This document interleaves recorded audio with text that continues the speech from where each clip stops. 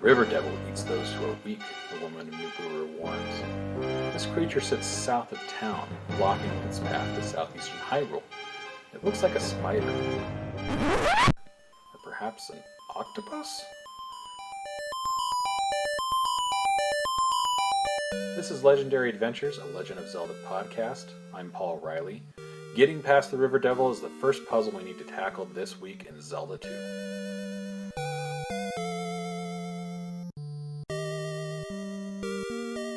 While we're warned the River Devil eats people, it actually poses no threat to Link. It's just a blockade, a hard lock that prevents players from exploring further until they have the right item. Similar to the hammer, except the hammer doesn't work here.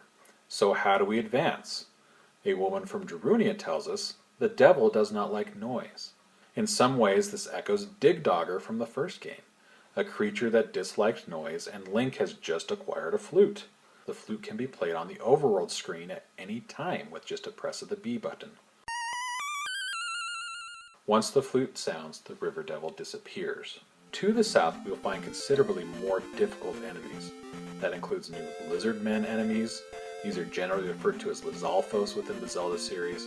Players will encounter a swampland, a forest, a cemetery, and the town of Kasuto. When we get into town and read the sign, we're told that Kasuto is deserted. We'll also take damage from an unseen force. I immediately turned around and left.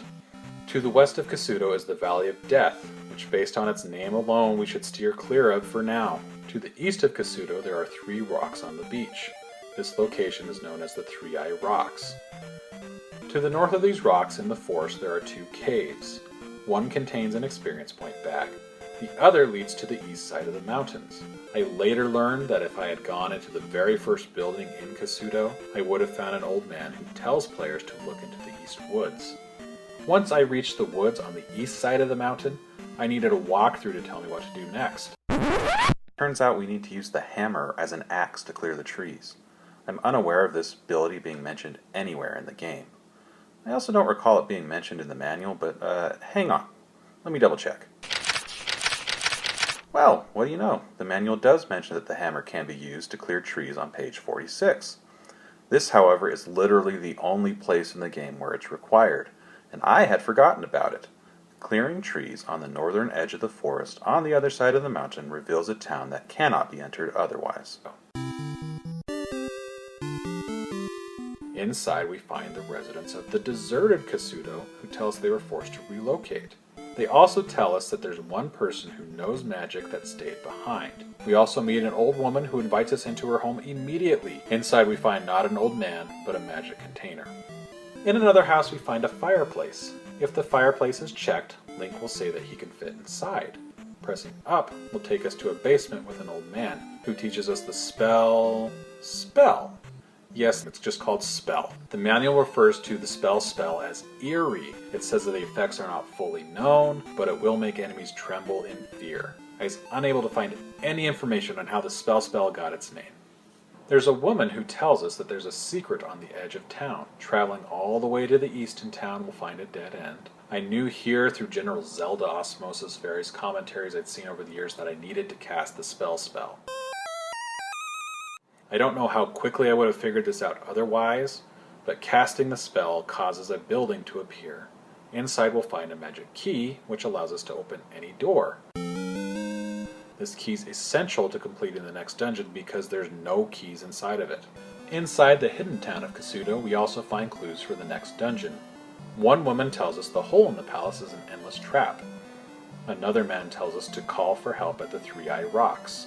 Returning to the 3 rocks on the beach and standing in the center between them, we play the flute to reveal what I'm going to call the Hidden Palace. This is the name used by some guides. Other guides, including the Legend of Zelda Encyclopedia, published by Dark Horse Comics, refer to it as the Three-Eyed Rock Palace. Visually, this dungeon stands out. It's made from bright purple brick. Those bricks are laid horizontally. Again, this dungeon is notable for not containing any keys. The magic key hidden in town is required to complete it. I would also say the Hidden Palace is not particularly fun. After wandering around inside for a few minutes, I just pulled out a walkthrough and I used it to find my way through. The dungeon item's located on the upper level of the palace, but players need to start by going to the bottom level of the first elevator and then heading right. The path will gradually raise in elevation the further right the player travels. The jump spell is needed to get over a large pit. It's also needed to get over a false floor. I found no mention of this false floor anywhere, and unlike the false wall in the previous dungeon, this just seemed to be the designers trolling the player. After getting over the false floor, we run into the first of two mini-bosses contained within this dungeon. Both are a rematch with the boss of the third dungeon, Rebenak. Despite frequently reusing rooms, this is the first time the game has reused a boss. We saw repeated bosses throughout the first game, and we'll see it's a common element throughout the series. This is also the first Zelda II dungeon to feature a mini-boss. Mini-bosses were common in the first game, and they're frequently used in later games as well. Beating Rebenak allows us to get the dungeon item, the cross. With this, Link can see otherwise invisible enemies. Reaching the boss is particularly tricky. While other bosses could be reached in a relatively straightforward manner, that's not the case here. Players must fall down an endless pit. The pit itself connects 4 floors, and then loops back to the top.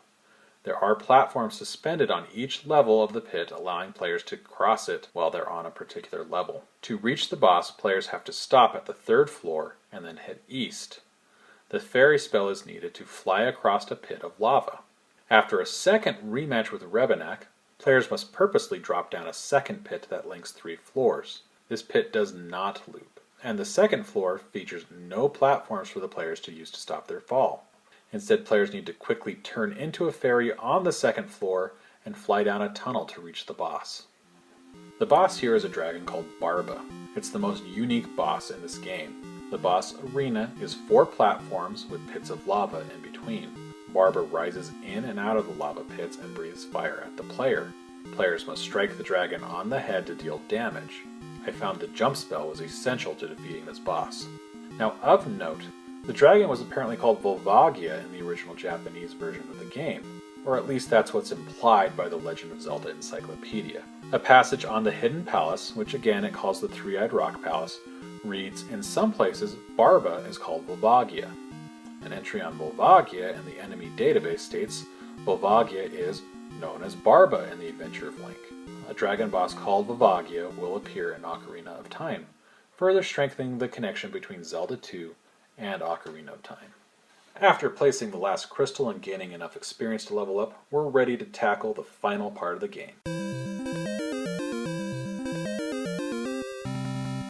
That's next week on Legendary Adventures. Please subscribe if you're enjoying the show, and please consider sharing this podcast with another Zelda fan.